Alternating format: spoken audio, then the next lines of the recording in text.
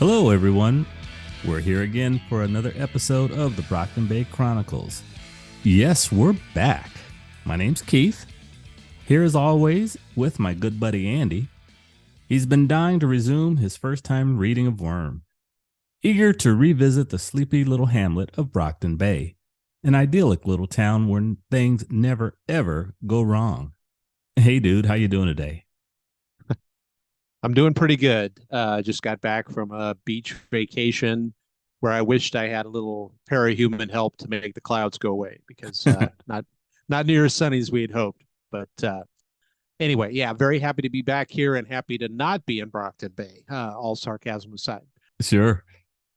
So today we will be reviewing Arc 15, Colony, chapters 1 and 2, and the first interlude. And as far as new business, just to let everybody know, Arc 15 review will be broken into 4 parts. And we've got a number of comments and great questions from YouTube. Sure do. And we're going to start off this section with a comment from Vale. 14.x is one of my favorite chapters. Seeing Taylor from an outside perspective is so rare, so insightful to who she actually is compared to how she thinks of herself, and by default, as a reader, how she is represented to us in her thoughts. Every time a scene like this happens, it's a favorite. I would agree with that. As a second-time reader, I'm really trying to pay more attention to those rare situations where we do get those outside-in looks at Taylor, so I can reform or take a deeper evaluation of my thoughts of this character. Andy, what do you think? I love the interlude format. I think it's really neat the way Wildbow does that, and oftentimes kind of keeps you guessing as to what the interlude is going to be about. It takes a while to kind of settle into it. It's easy when you read a lot of stuff to get into just kind of the sequential pattern, just this event happened, this event happened, this event happened, next chapter, this event happened. And so to have these kind of little vignettes, these little look-ins on other parts, other aspects, I really like that a lot. But yeah, I agree. It's kind of like the old thing with, when your aunts or your grandparents came to visit, they're like, "Oh my gosh, you've grown so much," and you feel like as a kid, I grew just a little bit, but they hadn't seen you in a long time, so they see this big change. So when we shift perspective on these characters, we really see a different side of it and kind of gives it a more well-rounded aspect. It takes it away from, it's not as cut and dried as it might be just following through a storyline. Agreed. Next up, we hear from Freak Circus. Sorry about the lengthy comments. This story just provokes a lot of discussion. Feel free to abbreviate and pick whichever parts you like talking about. I do like the bunker imagery when it comes to Rachel. That plus her dog-like psychology really prevent her from fully assimilating into a, quote, human pack. I think there's a lot of signal misunderstanding, flowery language annoys her, but typical human gestures definitely confuse her.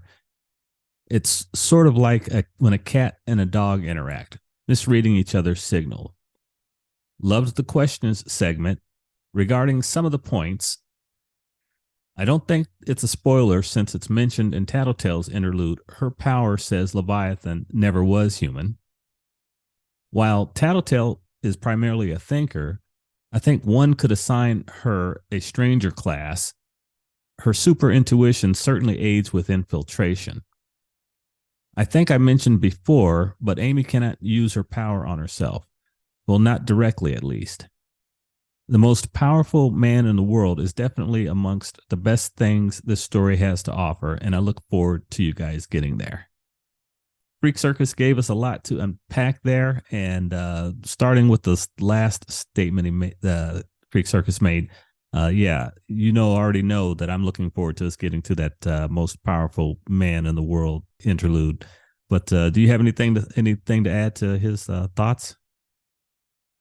Yeah, I agree. I'd love to hear more about the most powerful man in the world and more of the backstory there. That's definitely an outlier in this whole process. Yeah, I agree with the comment on Leviathan, but I guess what I was getting at with the question to Tony about non-human Mm-hmm.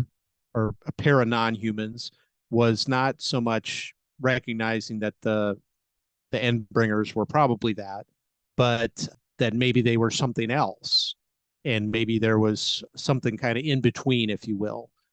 Because I think the way the interlude with Tattletale went, it sounded like it wasn't even like terrestrial. I mean, it didn't even, none of the anatomy made sense inside a Leviathan. So it's like, well, even if it's not human, it should be, should have a circulatory system, should have this, should have that, and it didn't seem to have any of that kind of stuff. So that was kind of what I was getting at with the question to Tony. Really set your mind thinking there, huh? Exactly. Yeah. And then yeah, with Rachel, when you've been in so much in so many abusive situations the way Rachel has, then you develop survival traits and behaviors that are probably pretty dysfunctional, but it's what you need to do to keep going.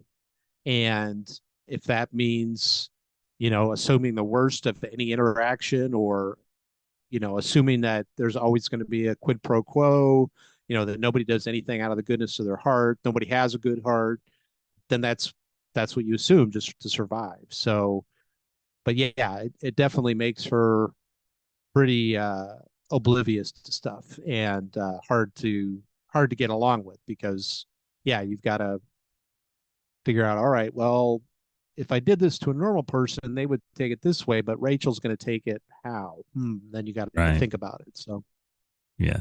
And Skitter slash Taylor is she's making the effort to connect with her. Next, we have a comment from Megafire7. The conversation with Tony was very entertaining and interesting. Well, thank you, Megafire. We're really appreciative of that. I know Tony was when I let him know that he got some positive feedback. And trust me when I say that this will not be the last time that Tony will be on the podcast. I'm already trying to look for future opportunities to bring him on board. You enjoyed the conversation there, didn't you, buddy? I thought we had a great time. Yeah. I've always really admired Tony. He's just got such a great personality and he's got, obviously we're on audio, but he's got that smile that just kind of lights Yeah. up the room and seeing him on video when we were recording it was wonderful. So because I haven't seen him in a long time, Mm-hmm. but yeah, I had a great time doing that episode with him. Next, we hear again from Vale. A question for Andy. If you had to assign labels describing Taylor, what would you choose? Things like hero, villain, honest, dishonest, thoughtful, impulsive. What labels come to mind as strongly assignable to her? That's a real tough one. If I had to do a total cop out, I would say complicated. But yeah, as we've touched on before, she's like late teens, starting to move into almost, young adulthood.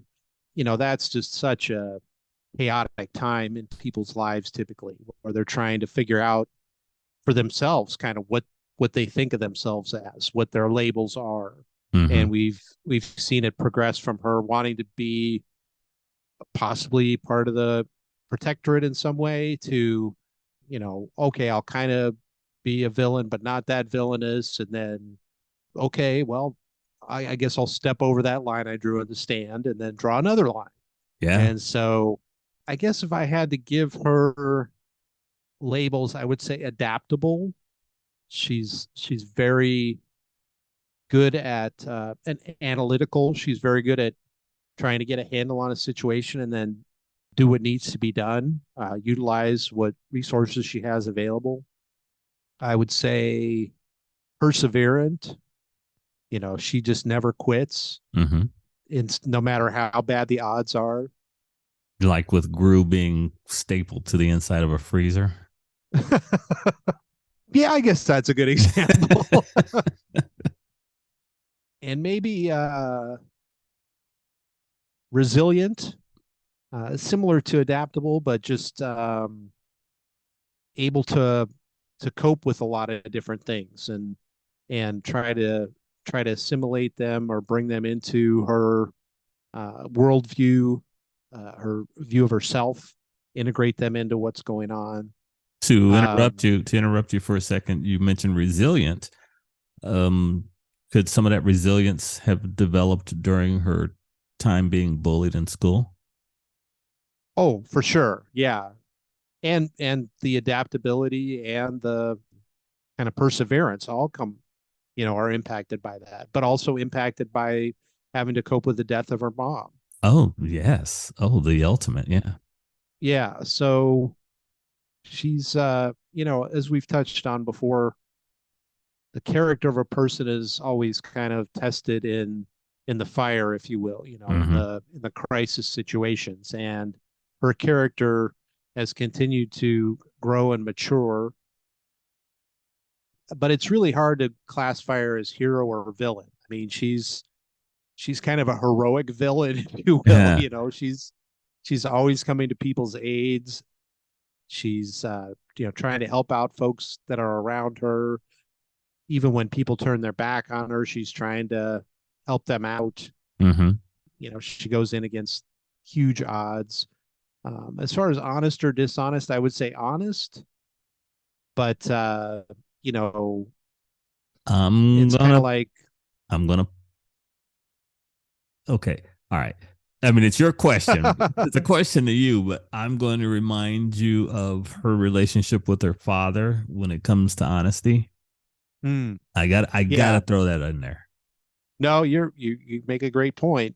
Um, I guess what I was going to say though is that with her resourcefulness or whatever, Mm-hmm. she's willing to utilize dishonesty when, in the course of evaluating the equation, it seems like the right answer.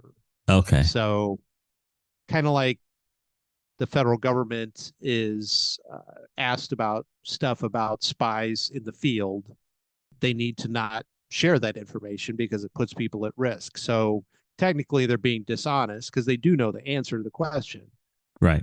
but they're protecting people by being dishonest. So, it's a real gray area, and that's Taylor in a nutshell, right? She's just she kind of defines or defies definition. She's in a gray area a lot of the time. Mm-hmm. Okay. And finally, we hear from a new subscriber, Junior Cruz. Hello there, new subscriber here. I would like to thank you guys for accompanying me these 25 days in which I started jogging on a daily basis. I really wanted to comment for a while, but I wanted to catch up on everything first.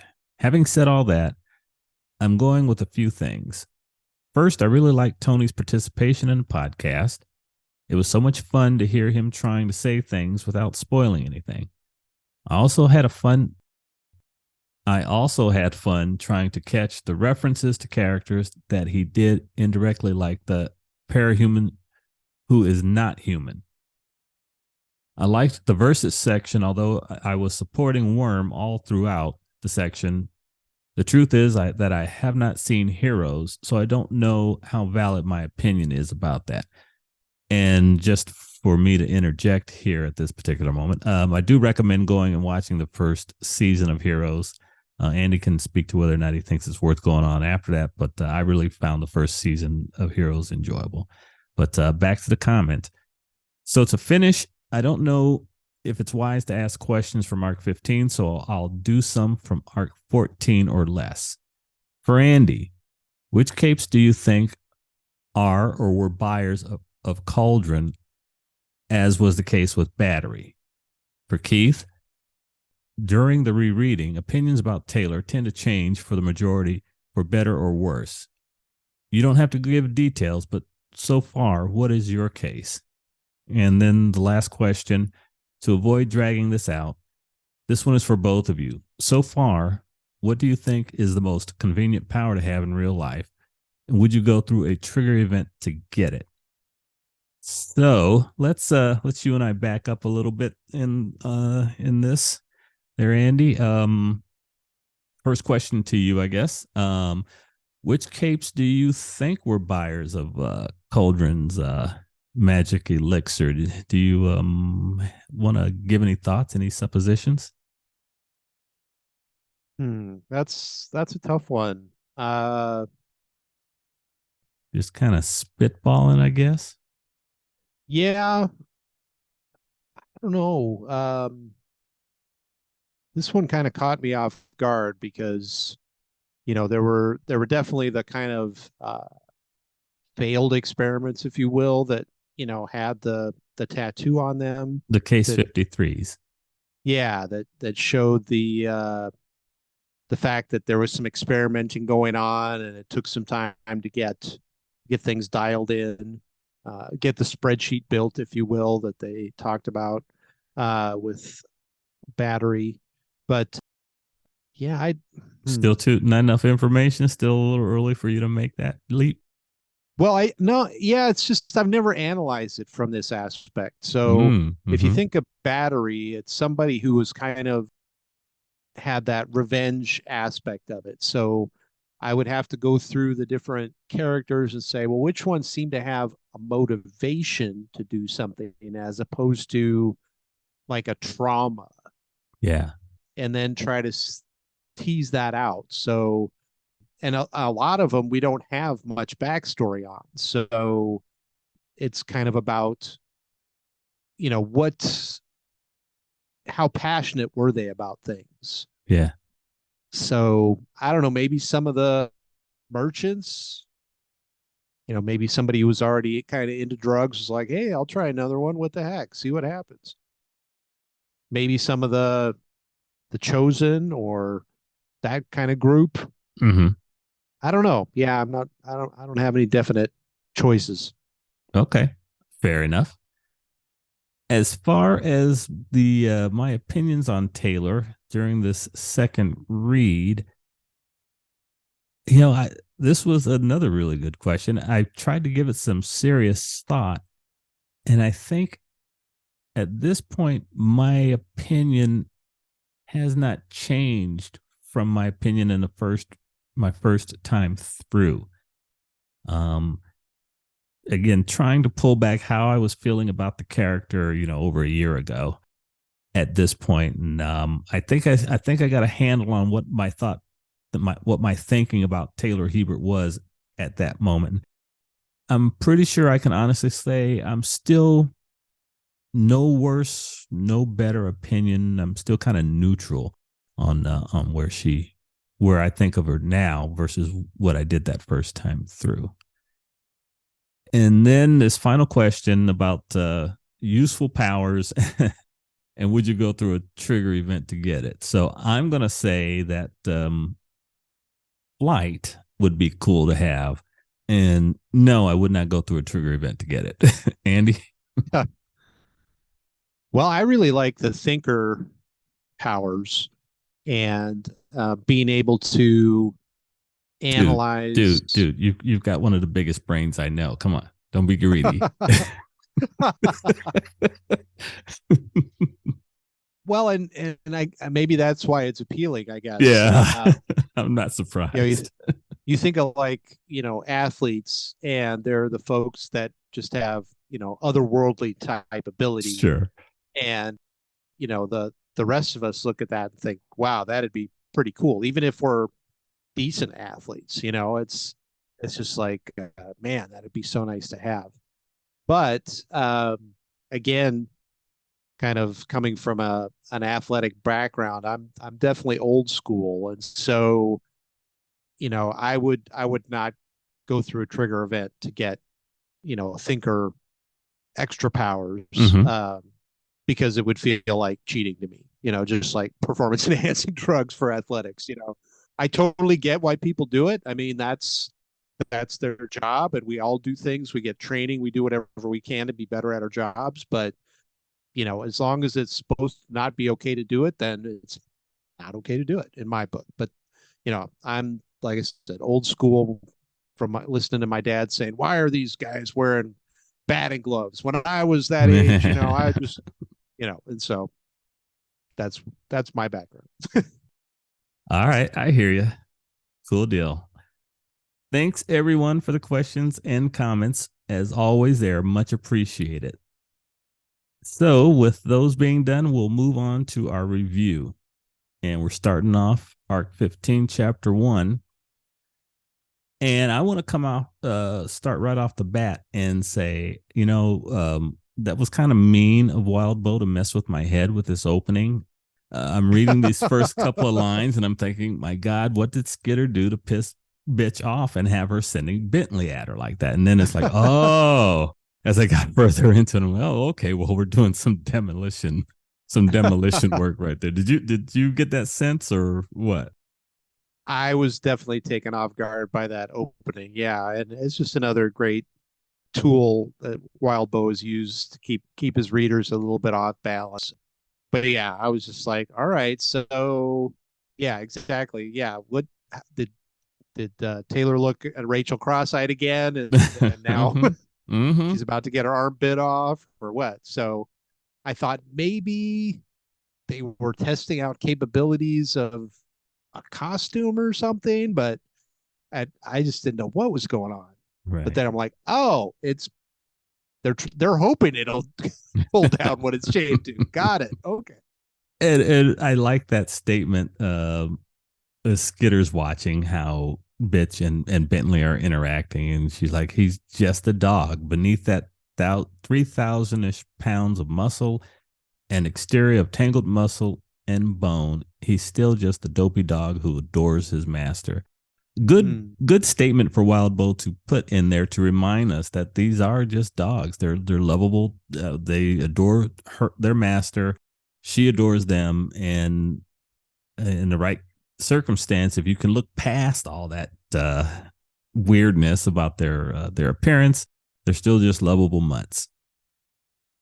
Yeah, I think I often slip into thinking of them as kind of like canine versions of the Hulk, that they have somehow become prehistoric in their thinking, and they're a little bit out of control and you don't know what's going to happen. But yeah, it's much more what you just said, that it's just a dog in a mech suit or something, Yeah.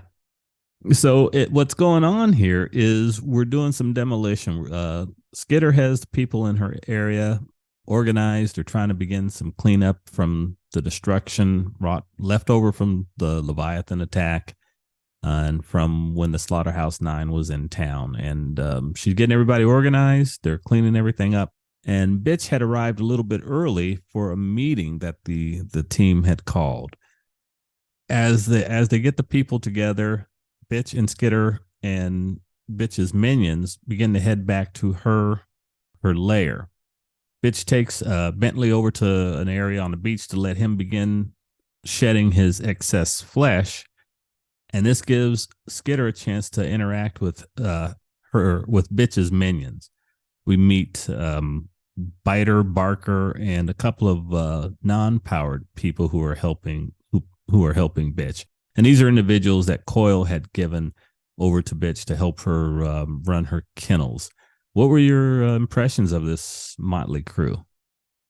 Well, first, I feel sorry for him. I mean, Bitch would not be a pleasant boss to work for. Yeah. And very hard to analyze. And the chapter touches on that. They're asking for any kind of help from Skitter about how to make things run smoother, and how not to get on the wrong side of Rachel.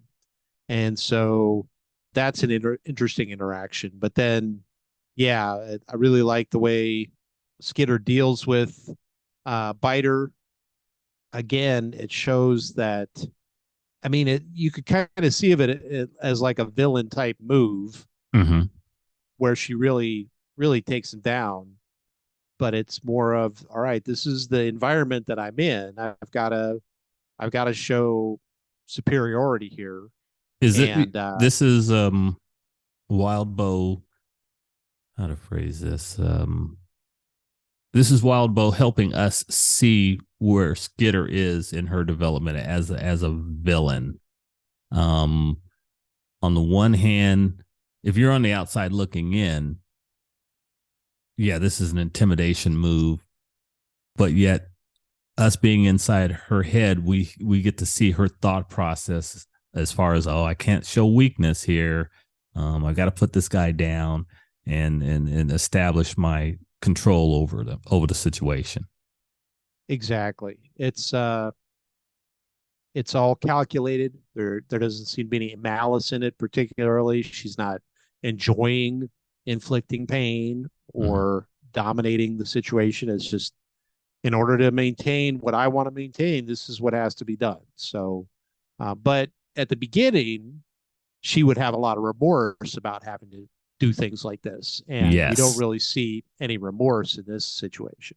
No, this is just straight up, okay, you asked for it. I mean, a dude was a jerk. I mean, but big time. Yeah. Yeah. There's lots of ways he could have demonstrated that without doing what he did. So, yeah, I mean, you're up in her crib and you pull a move like that in front of people trying to make her look bad, then okay. You got what's coming to you. And then the whole thing about her capsaicin laced bugs, the chemicals hitting the guy the second time, and boom, he's on the ground squealing like a little baby. Rachel comes back with Bentley, and she looks over the situation, kind of raises an eyebrow at first, and Biter's like, or Barker, thank you. Barker's on the no, wait a minute. I constantly get them mixed up. Yeah, I think Barker was the guy that got attacked. I got that mixed up too. Yeah, okay, thank you. Rachel comes back, looks over the situation, gets told that, hey, he asked for it, and Skitter finished it and kind of accepted that.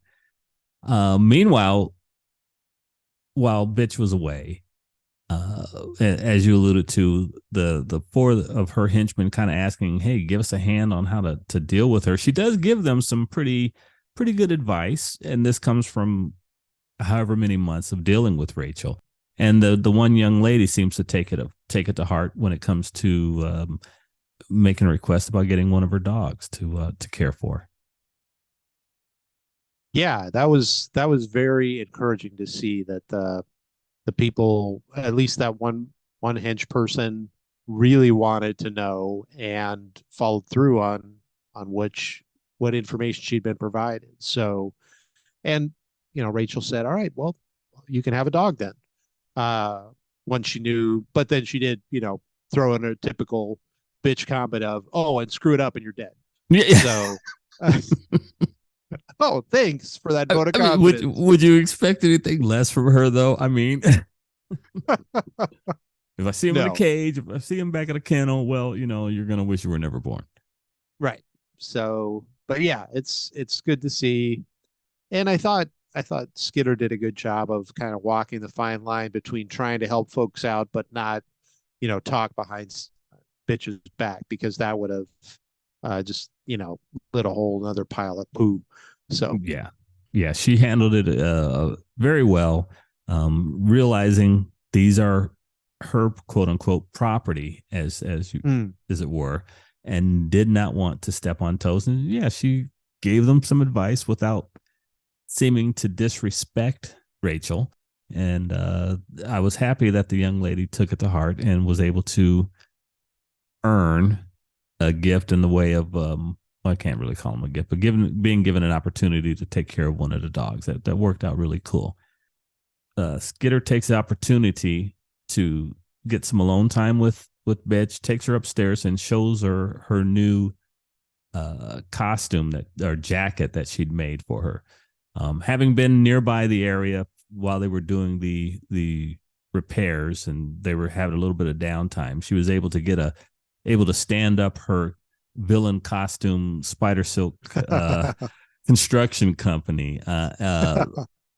Nice one-on-one interaction between the two.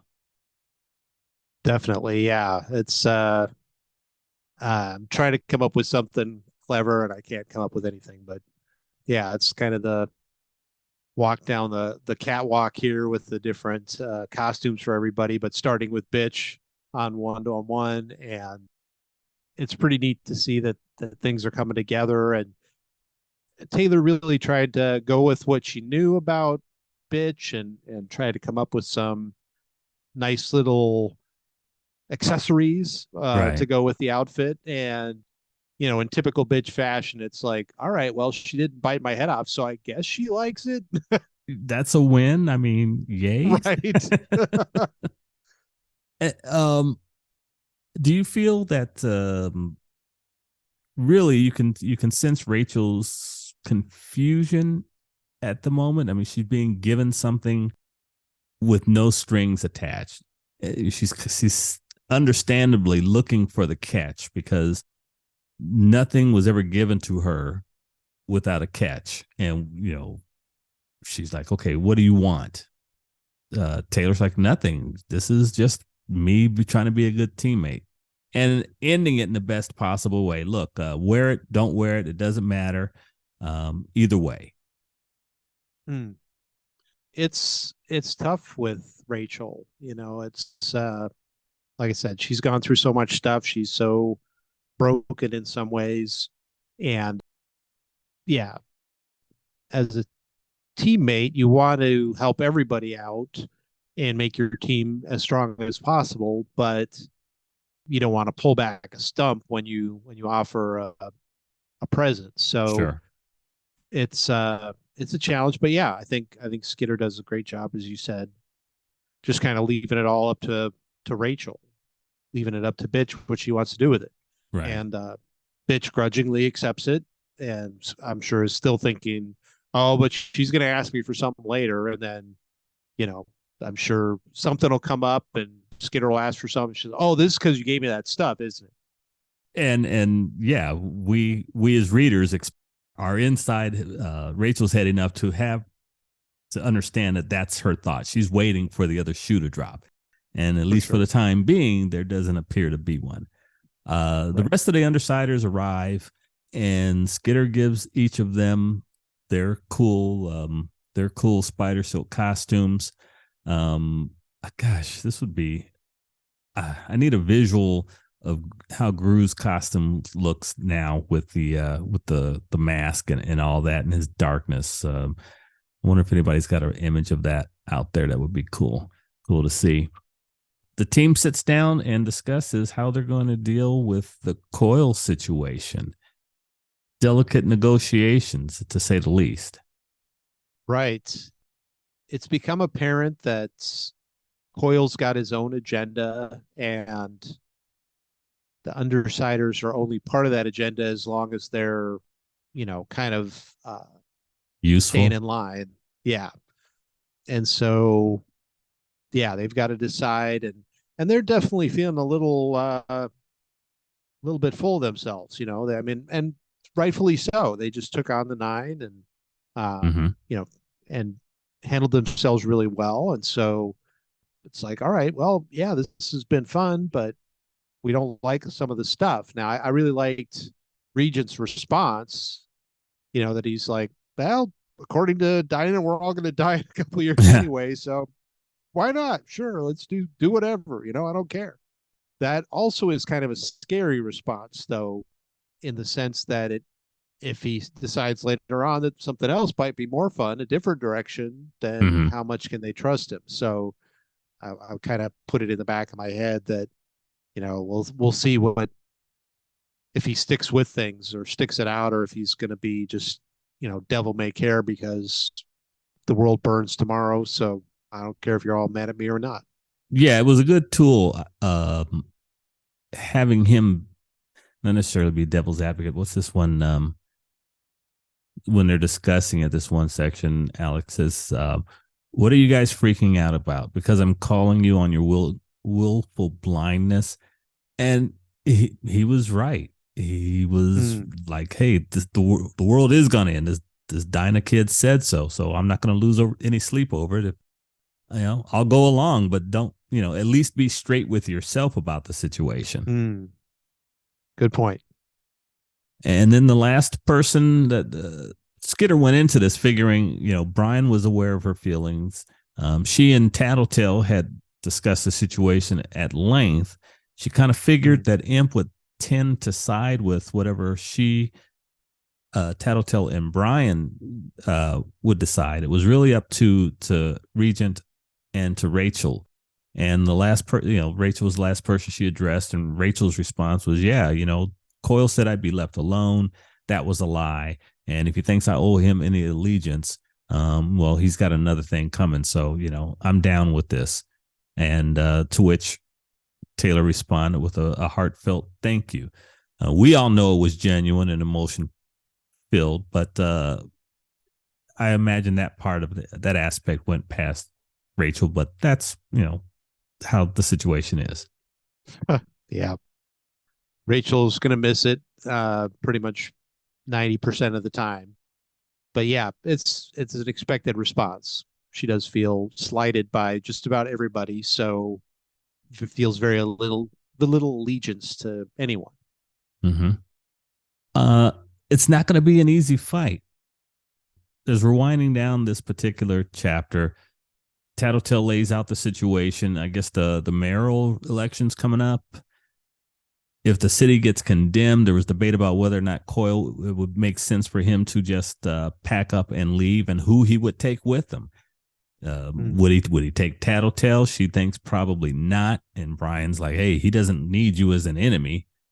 The person who seems to be at most danger, most vulnerable to Coyle if things went south would be Taylor, because he knows the most about her. He knows about her dad. He knows about her civilian identity, and other. Well, I guess he knows everybody's, but other things that would make him extremely dangerous. And if he were to make a personal attack at Taylor, Brian, as they were discussing, I guess Coyle came to him offering more money because he's beginning to recognize that Brian may not need him as much as he used to, given where things are. So what were your thoughts about that last part of the conversation as they were going through the particulars and where they stood as they looked at facing off against Coyle?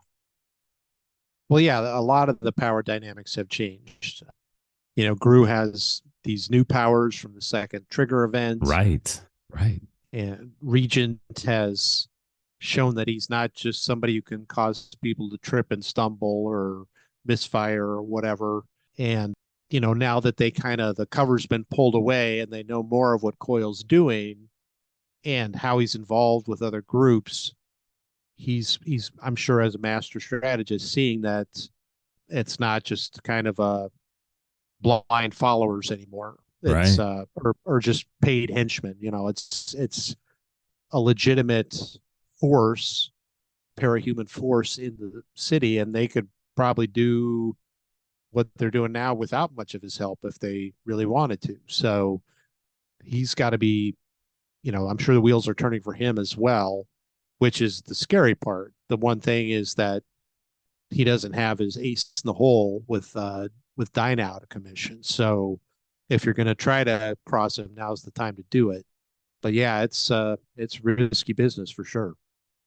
Yeah, and I'll close with agreeing with you about once Dinah comes back online, once her power comes back up, she's going to make him almost impossible to beat for the Undersiders. And also your observation about him seeing the Undersiders growing, that beast that he's created is starting to show their teeth. They're capable. They haven't turned around and bit him yet, but Coyle's got to be, being the strategist that he is, surely he's looked ahead, and he wouldn't need to split realities to see that, this could potentially become a problem for me going forward. So now, speaking of going forward, let's move on to the bonus interlude. And we start this off. This is where we find out Brandish and Lady Photon's backstory. And it starts off in a dark, rank smelling room in what appears to be, what we discover later, has been a hostage situation. We've got these two young teenage girls We're being held captive for what reason we don't know, but it's been, we don't know, weeks, possibly months, and they have trigger events. What was your impression of this early part of this interlude? It was pretty grim, and it was in typical Wildbow fashion, kind of hard to tease out what was happening. Mm-hmm. Hard to resist, reading ahead to the bottom of the chapter saying, "Oh, okay, that's who he's talking about." But yeah, it was.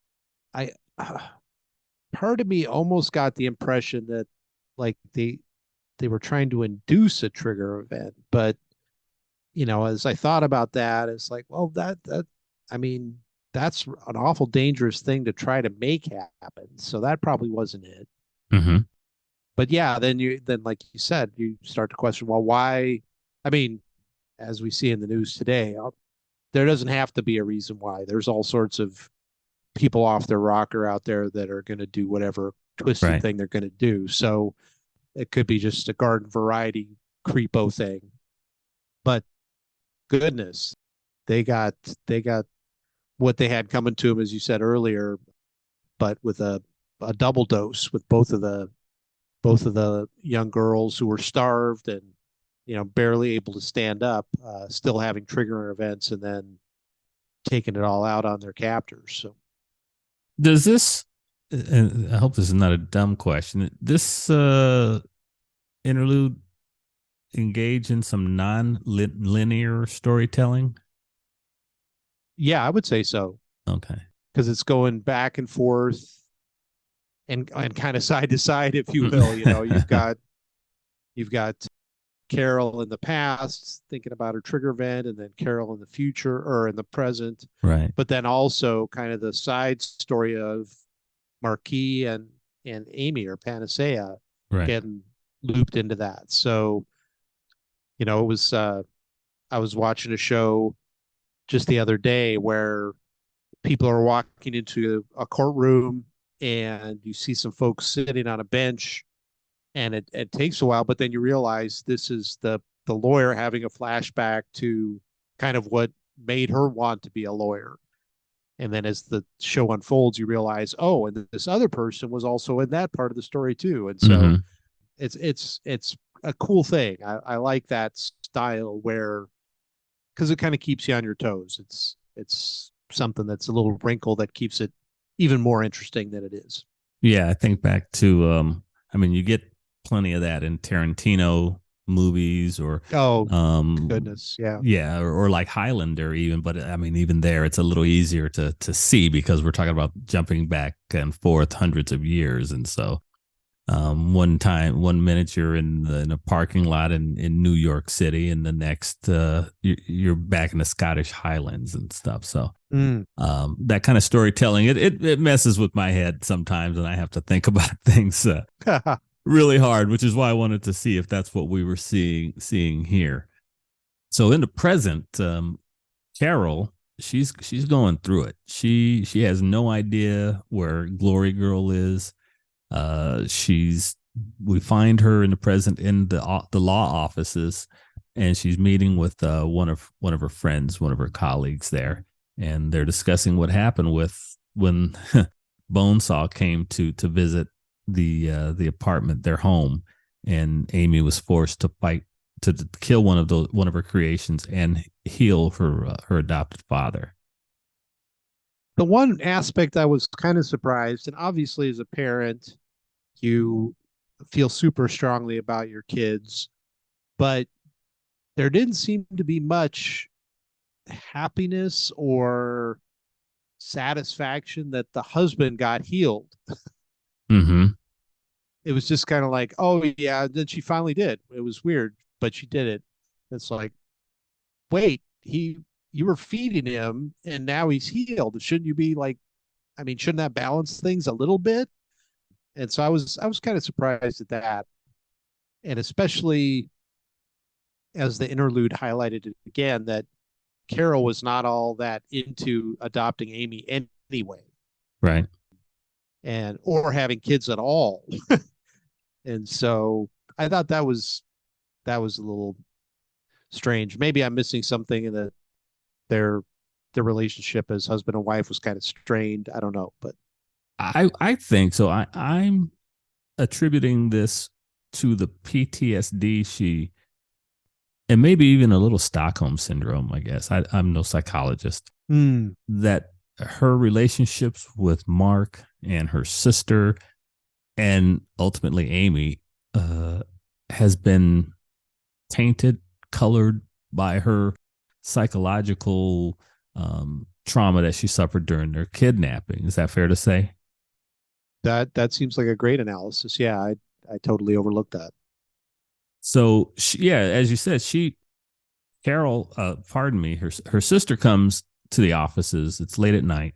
Her sister comes to the office to meet with Carol, and because they found out, or she found out from Tattletale, where Amy and Victoria are.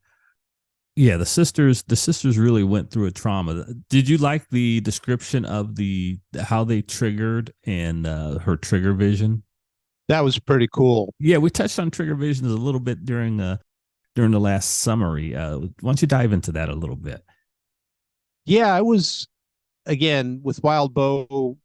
He throws a curveball now and again, and so I wasn't sure exactly what he was doing. But then as I read into it, I'm like, yeah, okay, this is the trigger vision again, and she's perceiving something that she probably can't wrap her mind around, and is trying to assign values to things to kind of make it make sense. Mm-hmm. So you've got that vision of the egg and stuff coming out of it, and things pairing up, and sometimes things tripling up, which I assume means that you have a person getting multiple powers from a trigger event.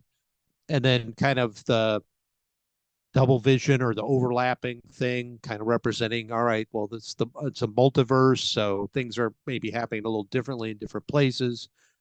But yeah, I thought that was really well written and a great description of it. But I kind of overlooked it a little bit once it got back to the action, and the two waifs, the two wasted little kids or girls, take it to the guys and extract their revenge. So, I mean, I shouldn't relish revenge as much as I do, but it's nice to see the bad guys get what's coming to them. Yeah, agreed. In one of the flashbacks, we get introduced to it's Marquis. That's the pronunciation there. Okay. We get introduced to him, and it's when the then Brockton Bay Brigade is taking him on in a fight. And apparently, up to this point, according to the story, every time they faced off against Marquis, he's won. And given the description that Wildbow lays out for us, you can kind of see why he would. Boy, yeah, he had some amazing moves he could do, and if I remember right, he was a master strategist, and he would only kind of fight on his terms. Yeah. And so it's just in this case, a number of options are taken away from him because he's trying to protect Amy. Right. And so he's can't just skate away when things go sideways, and that finally lets the brigade get the drop on him.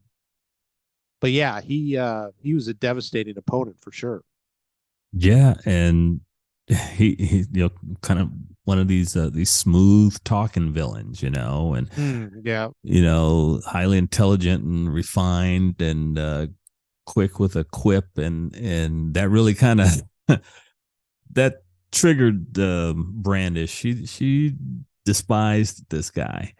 So as he's putting the hurt on the brigade, he ultimately is fighting, as you said, kind of with one hand tied behind his back, because he's trying to protect this precious cargo, which we discover is being hidden in a closet, and that's where they find Amelia, later to be known as Amy, his daughter, who was brought to him yet less than a year ago because the girl's mother had died from cancer. So this guy, who they had no regard for, has a child, and they're left trying to figure out what to do with her.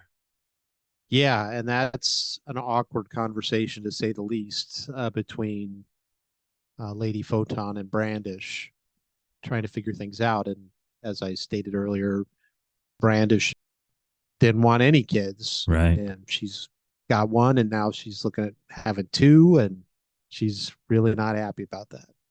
Yeah. And at one point, when they were talking, when the two sisters were talking, they were discussing what to do and whether or not, at first, if Lady Photon was going to take the girl, and Brandish was like dreading that particular thought because she thought even the idea of seeing her occasionally at family get-togethers was going to be troubling, let alone bringing her into her home and just being one more outside person she's going to have to get used to and try to accept. Her trauma, I think Wildbow did an excellent job of, as I said, weaving her trauma throughout this interlude and having it color how she approached this whole situation, her relationship with this poor frightened little girl. While, let me see if you agree with this. This thought just kind of came to me. While she didn't suffer the physical abuse we know Rachel went through, Amy didn't really have much of a chance here, did she? I'm not trying to pin this all on Brandish, on Carol, but she was in kind of a no-win scenario herself. Similar, not directly analogous, but similar to the situation with Rachel. Yeah, I mean, is that a stretch? Is this a reach? No, I don't think so. I was going to comment that before you said that it was also very hard on Amy because her first interaction involves being taken away from the parent that she knows, and then overhearing her, new guardian saying that she doesn't want her. Right. And so, yeah, right off the bat, that's bad. Of course, even before that, her dad, whether she knows it or not, is a villain, and a pretty awful villain. Mm-hmm. And people are good at compartmentalizing, but parenthood, as you and I both know, has a way of bringing out things that we're not happy about with ourselves. And we don't always react the way we would want to. And so I'm sure, as a villain who's contemplating inflicting pain and causing mayhem, he probably wasn't a great guardian for Amy anyway. I mean, she loves him because that's what she knows, just like, any kid is going to start out loving a parent. Correct. But she's already probably a little bit of quote unquote damaged goods just from, having a villain as a dad, as an only parent. And so, but then it just gets worse. And, the old saying is that hurt people hurt people. So people who are damaged tend to damage others, especially if it's a parent-child relationship, but also in, marital relations or whatever. That's just, they don't do it on purpose. It's just they're either trying to protect themselves, or they're just not equipped to deal with things in a way that doesn't hurt others. But yeah, Amy has kind of an abusive background, if you will, in a similar way to Rachel, and ends up being the worse for it. Yeah. Tragedy in both their cases early in their life. So Brandish and Lady Photon take off to where Tattletale indicated where her daughters are. They get there. Brandish is in no mood to be conciliatory or gentle with Amy. Constantly, she's where's my daughter? Where's Victoria? I don't even want to talk to you. Just tell me where she is. Amy's a mess, having dealt with trying to heal Victoria, having dealt with Jack and Bonesaw in the school, if you remember. Yeah. and then trying to all that wrapped around trying to come to terms with her own feelings towards her adopted sister as well. And she made some mistakes, and she couldn't find her way back. Lots of shock in that situation when Brandish and Lady Fulton ultimately got up to the room where Victoria was, and just a sad, what a mess. Yeah, and I guess I had trouble figuring out or accepting that things got that sideways. You've got somebody that's, super skilled at handling things on a molecular level and almost an atomic level, and, has all this power. And it's kind of like somebody who was stoned trying to do a Rubik's Cube and getting partway through a solution and then being like, oh, I forgot what I was doing. It's just, I had a guy I knew in high school that was like that and ended up just spray painting the whole thing black. I win. But yeah, exactly. Yeah, it works. It's always good now. But I don't know, was it part of the miasma still lingering effects or something? I don't see how it got so messed up. Oh, so really? You having trouble from a story standpoint? Yeah. I could see where, maybe Victoria would have memory gaps or something like that, but they made it sound like she was just like a puddle of flesh that was spilling off of the bed or something. And it was just like, how did it get that screwed up? Well, I mean, Amy says, I lost track. I forgot how to change her back.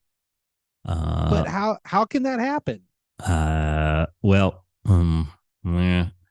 All right, I guess I can't. that's fine. I can't answer that. Tony might have been able to give you that. We'll set that there for the moment. Okay. So, moving on into toward the end of the interlude, Carol is watching Amy. Yeah, she's getting ready to be hauled off to the birdcage. Apparently, she's volunteered to go. Victoria is being taken to Pennsylvania to the asylum for parahumans, and Mark has decided to go with her. Carol's family has been torn asunder. Definitely, yeah, and understandably so. I mean, even if you take out Carol's dysfunction, just to have, the husband in the state he was in, and then all of a sudden he's fixed, and so it seems like Amy was lying about what she could do, and then thinking both her daughters are lost because of the Slaughterhouse-9 and all the stuff in town, only to find out that they're still there, but somehow her daughter or adopted daughter basically kept dipping the Easter egg into too many colors, and it came out gray. Just kept messing with things too much, and it all fell apart. It's kind of, yeah, mind blowing what she must be going through. And then, yeah, you kind of, in a twisted way, get what you wanted, in that now you don't have any kids that you have to deal with anymore. But yeah, you gotta figure that she feels pretty guilty that a small part of her is like, now I don't have to, worry about this based on how it happened. Yeah, sad situation. She stays there at the intake center, asks Dragon to let her know when the van arrives, and Amy gets deposited down inside the birdcage. And Carol watches from the video, and she sees Marquis come and claim his daughter, and kind of cements Amy's fate. And with one phrase, he says to her, as Carol's watching, he says, "I've been waiting." And he claims his daughter on that, how she put it, on that one day where she thought it possible, where she finally might be able to see Amy as a daughter. He claims her back. Well, I mean, Right. Carol, granted, you're dealing with some trauma yourself, but you didn't make it easy on Amy either. So that statement, it's a little too little too late for me.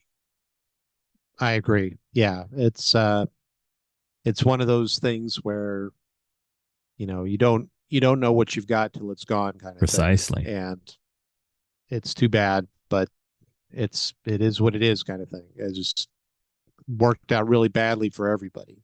Yeah, I think so too.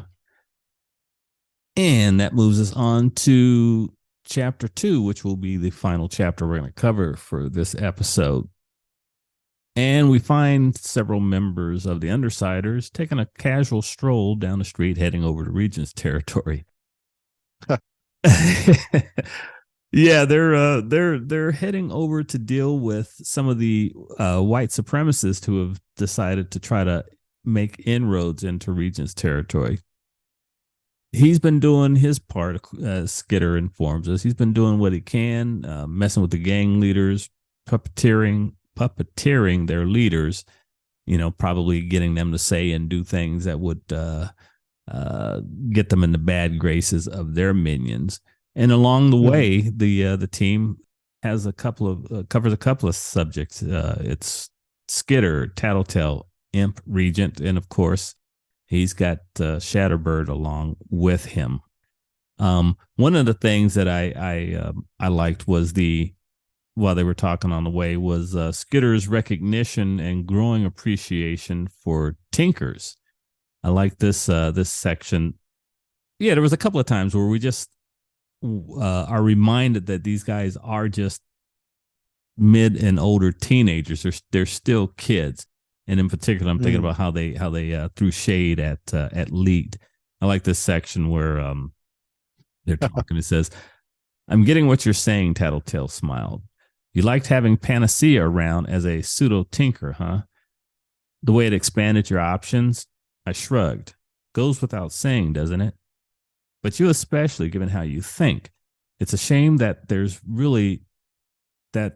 not really any tinkers around that aren't already committed. Unless you want to make a point of recruiting Leet." There was a bit of a pause as we all considered the idea. We simultaneously broke into laughter. So no respect, plenty of shade being thrown at Leet because, in their eyes, he's just a punk, a bad tinker at that, to be made fun of. Yeah, I totally agree. It definitely seems like the high school kind of standing around and then seeing the outsider walking around with the toilet paper off the back of his shoe or whatever, just like, oh, check that out. But so often as we find out as adults that those kind of people were kind of the way they were because they didn't have anybody else to hang out with, so they hung out with another kind of goofball or whatever. But they turn out that they can be productive, they can be helpful. It's just that they don't feel accepted, so they're like, fine, if you don't like me, I'll do whatever I want. Sure. They're kind of just a knucklehead about it. But a couple things I wanted to touch on. One was the sandblasting that Regent used with Shatterbird. And I thought that might be another side business. They could have like a body shop where they use Shatterbird to sandblast the car, and then Skitter can use her swarm dipped in different paint or whatever to wow, to redo that thing. So thought that would be cool. Okay. I don't know. There's probably not much driving going on in Brockton Bay right now, but just side hustle thing. Sure. But I really like the interaction and how it was just kind of thrown in as a little side story, but how utterly creepy Regent's power is, and how he was making Shatterbird smile like a maniac and just stare at Skitter, and we could just do this. I'm like, oh man, that is just messed up. Well, and me, I don't drink, I don't do anything that could mess with my mind, and it's just totally creeps me out that there are these people with these powers that could, yeah, puppeteer, as you said. And I was just, gives me the shudders. Yeah, yeah. Imp and Regent tease the girls about how the trio of Tattletale, Skitter, and Gru kind of always make the decisions, and the rest Mm. of them are expected to kind of just go along with it. I mean, Regent has made it clear he's not one for, he even states in this chapter, he's not one for doing the planning. Aisha's 14, I think, at this point, so it's not like she's got any real world experience. She hasn't been in the villain game that long. And Rachel, yeah, she's going to do what Rachel's going to do. No one makes Rachel do anything. So, nice juxtaposition between the thinkers in the group, the leaders in the group, and the minions. But I don't know, not exactly a great way for Imp to look at it, I guess. Well, but she's 14 and her big brother is one of the quote unquote leaders. So it's kind of understandable. But yeah, it's like those things in sports teams, where certain people are picked as the captains, Sure. and then you've always got those couple knuckleheads that it's like, well, you're the captain, why aren't you doing something? And Oh yeah. oh, we're just doing what you told us to do. It's not our fault that we made a mistake or whatever. And so, it's a pretty common dynamic, but especially with being a 14-year-old younger sister tagging along and then getting mad that they're being told what to do, or hey, don't get in trouble, and that's dangerous, put that down, kind of thing. Yeah. Yeah, that's sibling relationships. Yeah, that's just how the nature of things. So they're heading over, as I said, to Regent's territory, and as they're talking, they're assessing the situation as Tattletale sees it with the white supremacists in the area, talking about the various splits in the faction and how they may or may not be able to take advantage of the situation. When they get there, Skitter uses her bugs to go out and assess where people, find out where people are. And once Tattletale takes a good guess on who's in what location, they decide to initiate their attack. A pretty good scene. They make quick work of them. I haven't decided if that's because this isn't a particularly strong group, or it's because the Undersiders are that much stronger themselves. I saw it more of as more of an adaptability type thing. So there's, like in boxing, there's boxers and there's punchers, right? Or sluggers. Mm-hmm. And so, I think on strength, Victor and Rune and Knight and Fog and Othala are stronger. They've got more punching power. But strategy is the strength of the Undersiders. And they talk about how they got beat by these folks before. And so they came up with new strategies. And sure enough, the sluggers come out slugging again. And the Undersiders, the boxers, realized that's what was going to happen. And they came up with ways to try to mitigate it. And so, and their strategies pretty convincing for you, this scenario as Wildbow laid it out. Definitely, yeah. And we've seen that pattern with a lot of the other villain groups, and it's kind of typical in criminal life in the real world. People get in their pattern and they have a hard time getting out of that pattern. They get in a rut. And so if you can count on them doing it, that's how they catch bank robbers, obviously, is they determine what the pattern is, and then they try to get ahead of that pattern and account for it. So, and because the criminals are like, well, it's working, why should we change? Not realizing that somebody's actively trying to stop them. And so you need to break the pattern. But yeah, the Undersiders figured out the pattern and how to defeat it, and they're able to make that happen. Do you have any thoughts on this new character, this Victor guy, as it says here, he's a talent vampire, stealing people's trained skills, keeping them if he held on to them long enough, and leaving the person temporarily bereft of whatever skill they'd spent their lives learning.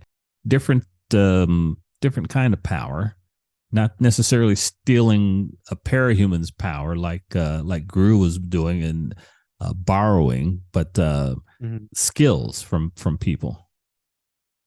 Yeah, that was a neat twist. I liked it. It's pretty. I could see where it'd be very powerful, and it's kind of got the double whammy, if you will, that Victor gets it and the other person loses it temporarily. So something that they were relying on, all of a sudden they don't remember Taekwondo or whatever, and Victor's a master at it. All of a sudden it just pummels them. So yeah, I thought that was a neat twist on it. Skitter, pardon me, as you said, Skitter, using that pseudo thinker power she has, strategized on how to attack and how to cope with Night. I did like how later on, when as the chase was on, when Skitter's on Atlas and trying to chase down Night, and eventually Night gets. Did I see that correctly? Where she was expecting to be able to change into her monstrous form, but she couldn't, and then it turned out that Imp was standing right there and tased her. She was not alone, but she didn't know it because Imp's power was activated. Yeah, I thought that was brilliant. You have somebody who needs to be unobserved, right? And then you have somebody who's able to not be observed, and it's just like, wait, I thought I was alone. How am I not alone? You're tased. Oh yeah, tased. Just lay down because you're tased. Nice. Yeah, that was pretty brilliant strategy. So the Undersiders put a beat down on this group, and it's, as Skitter observes, it's such a humiliating defeat at their hands that that this group doesn't even want to give them. Their eyes are down at the ground. They're oh, you guys are taking over all the territory, and there's no place for us to go. And Tattletale's like, yeah, well, you know what? Since you're trying to take over our stuff, we're going to tax you. We're going to go in there and take as much valuables from your little hideaway as we can carry. And we're going to also tax you one of your personnel. And they're going to take Victor. Skitter wasn't happy about this as we're heading to the end of the chapter. Skitter was not happy about this because she had no idea that was coming. And I get where she's coming from there. But as we're going through this, at the beginning of the chapter, she had kind of talked about the Coil backstab with Tattletale and with Brian, but hadn't shared it with the other people. And she did kind of, she didn't just act and go do it and bring them along and then spring it on them. But, there usually is some kind of group within a group, subgroup that talks about stuff and plans things. And then sometimes it comes out that it's, well, we better not share that with so-and-so because they won't go along with it. And that was a case of this happening. So I get where Skitter's coming from, but I think it's a little naive of her to think that she should be looped into everything. Yeah. Yeah. Okay. Yeah. I thought I was going somewhere. I thought I had a thought. So never mind. And that takes us to the end of chapter 2. So as we look ahead, folks, in part 2, we'll be reviewing chapters 3 through 5. So please join us for that. And that's it for now, everyone. It's good to be back from our break. We are eager and ready to continue on. Keep the questions and comments coming. Stay safe. And until next time, take care. I definitely feel energized after the break. And it was great to see all the interaction and the feedback. Yeah, I look forward to getting back into a regular cadence now. So thanks for listening.